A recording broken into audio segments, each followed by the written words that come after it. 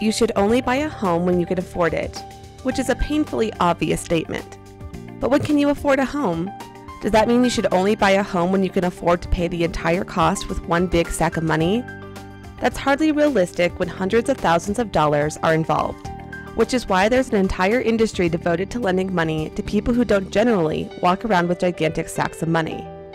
A home loan is how most folks deal with the expense of purchasing a new home, giving them an opportunity to become a homeowner through a program of manageable payments over a specified number of years. So, with the possibility of a home loan, affordability takes on a standard based on what you can afford on a monthly basis. But there are a few more things involved here that can really screw you up.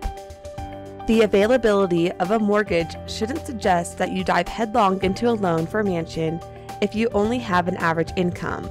Affordability in this case means that you should budget yourself for a home loan that you can pay off over a reasonable period of time. If your income is stable and you carry relatively little debt, a home loan with a 10-year term is probably in your best interest. Mortgages can be obtained with longer terms, but the downside to that is the likelihood of owing more on a home than it's worth, what's commonly known as being underwater. Budget is your first consideration.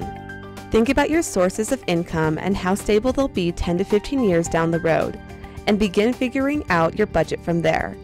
Then consider what you blow your money on each month and decide what you need and what you can do without. Can you live without an overpriced cup of coffee once in a while? Do you need to drop 10% of your weekly pay on pizza and beer? It's easy to cut out the useless expenses once you've identified them if you look for them.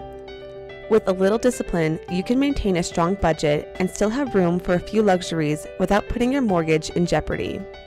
Next, think about your credit rating. A lender will perform a thorough examination of your credit history, which is available to you from a number of sources in the internet, including the federal government's Federal Trade Commission website. If your credit history precludes you from getting a home loan, it's time for you to get a handle on your debts. Pay them down whenever possible, and, if at all possible, do not open new credit accounts until you've gotten the rest of your debt under control. Your lender will check your debt-to-income ratio, and if what you owe has outpaced what you earned, you'll find yourself dwelling in apartments until you wise up and stop spending like a drunken sailor. If you've been responsible with your money and have good credit, you can qualify for a home loan with reasonable terms and low interest rates. A low-interest home loan is even easier to secure if you've prepared yourself to make a generous down payment while figuring in closing costs and taxes.